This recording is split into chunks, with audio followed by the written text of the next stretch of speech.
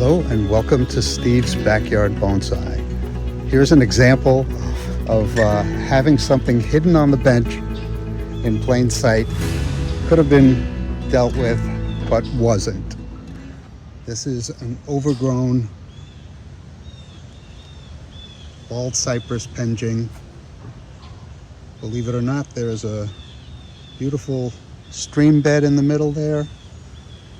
The two main trees are getting majestic, but need shaping. There is this horrible weed that I am so afraid is going to bring a lot of bonsai soil with it and muck. So let's get started. Got to clean this baby up. I got a lot of comments, or I've got a few comments that my camera work was causing vertigo in some of my viewers. So I want to be sure that I'm not doing that. So I'm trying my hardest to hold the planting from moving while I'm trying to get all the roots here snapping, but I think I'm getting most, if not all. Oh, how nice. Can you see the stream bed? Start to see the stream bed? Some overgrown moss, but I'll see if I can salvage any of that. These little guys go deep. I planted some weeds in here to begin with because they look cute, but you got to be careful what you plant. I planted Leptonella, which is this little fern-looking thing, and it seems to have died off mostly. So I'm not happy about that. I do have a spare pot of growing Leptonella. This is going to take a while, so I'm going to speed right through it.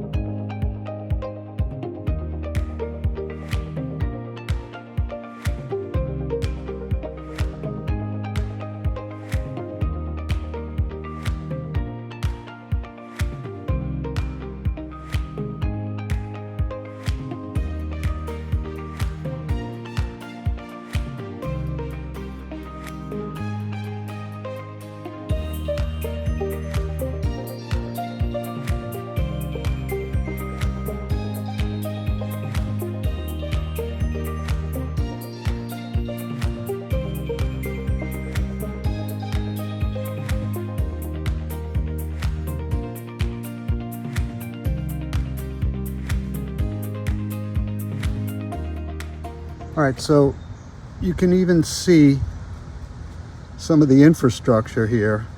If you never saw the full installation of this, those videos are available. If you go back to earlier this year when I put this together, what I did was I used slate. This is sitting on PVC pipe of a uniform height. And I put rubber tubing or plastic tubing, like airline tubing.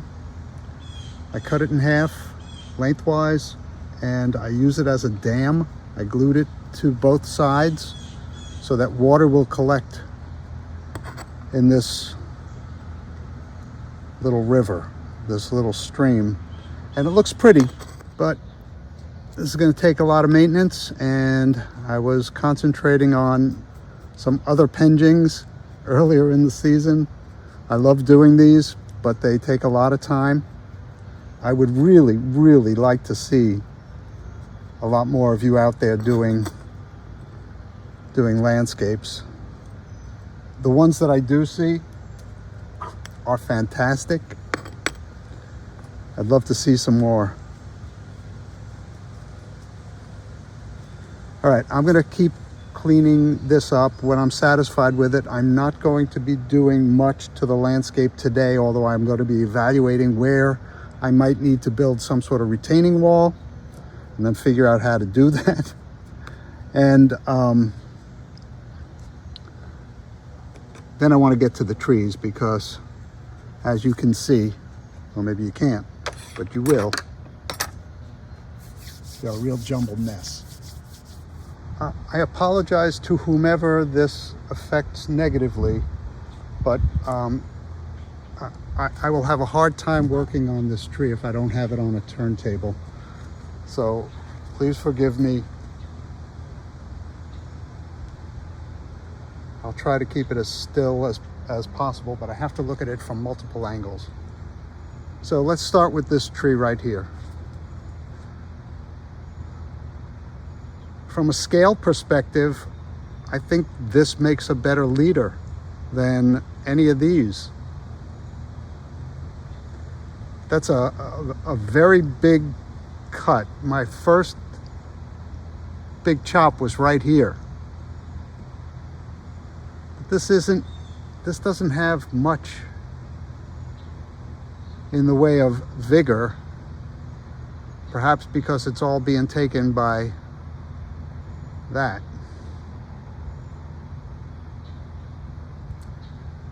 Well, you know, I heard somewhere on YouTube that with bald cypress, you don't have to worry so much about cutting back to a bud. And if that's the case, that's great, because I don't see any. All right, let me think about this. I'll come back with a decision. All right, we're going to do this process of elimination. I've made some preliminary decisions. That would have been the right thing to do, to cut it down to here way back when, but it is no longer. This is not a bad leader right here. So everything else can come off. This is alive but stupid.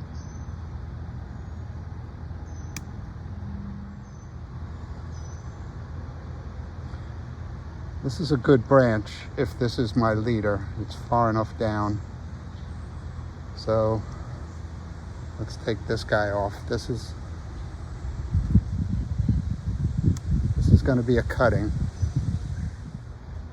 This is a main tree. So I wanted to make a statement, and it's not making many statements. So I'm going to leave all this lower foliage grow, and hopefully one day I'll be able to encourage something to grow out here. I mean, it isn't bad if my first branches are down here, as long as they're good, healthy branches. That's my leader. This comes off. This is another cutting. A little vase for cuttings. So this can't compete with my new apex.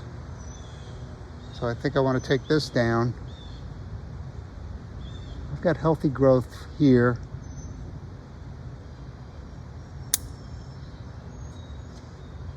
And I'll take that down now.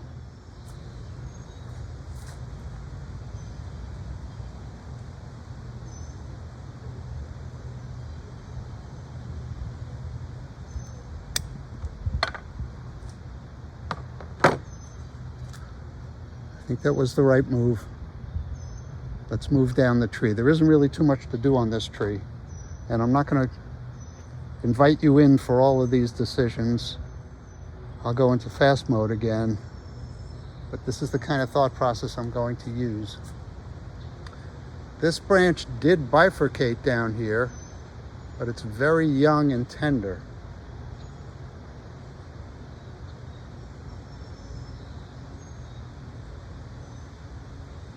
I'm going to take it to there. And this one, which I'd like to encourage to go vertical,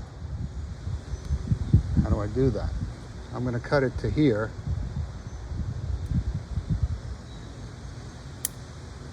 And hope that it sprouts something vertical there. I do have a new bud here, and I will put this side facing the sun. I've got two branches here, one right over the other. I don't know if you can see that. This one is right over this one. I'm going to take the middle one out meaning this one. This one kind of pokes you in the eye. This one does too, but I don't mind that one. Especially if it starts to divide this way, which it has done. I gotta make sure you're still seeing what I'm seeing. Yep. And this will be the front view of the tree. I'm going to adopt the bag trick, black bag trick. Let me go get something. I'm not going to be able to maintain this because of the wind, but just for this tree, like I said, these would be good first branches down here, one or the other, probably this one. I've already trimmed this. I haven't touched the top because I really want this to develop. I'll probably chop it down a little bit next year. Should I keep that branch?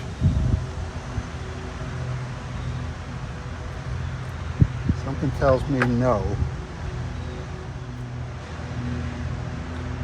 Gets it crowded here, so I'm taking that flush.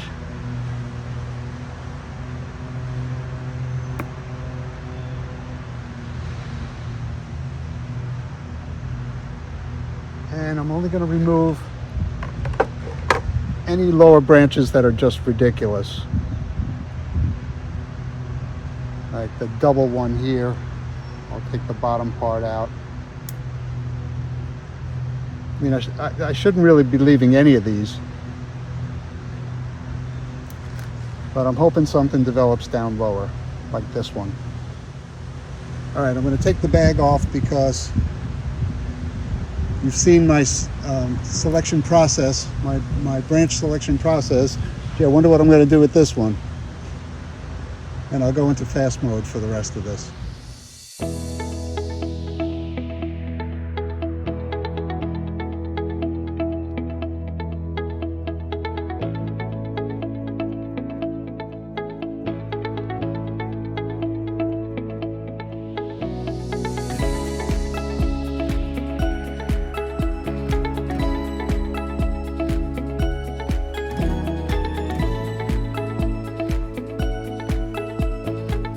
All right, so here is the trees all pruned up.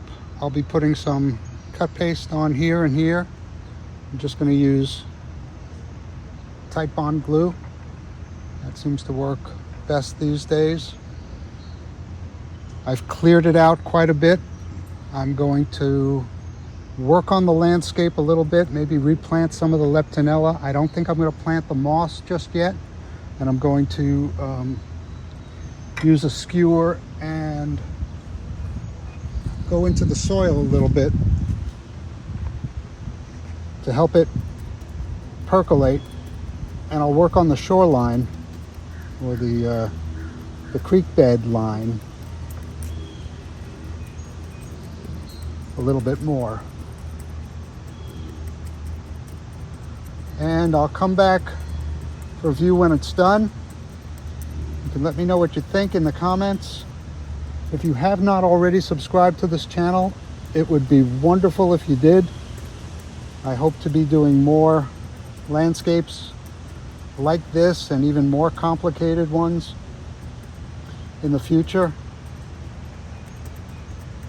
So like and subscribe and be a friend of the channel.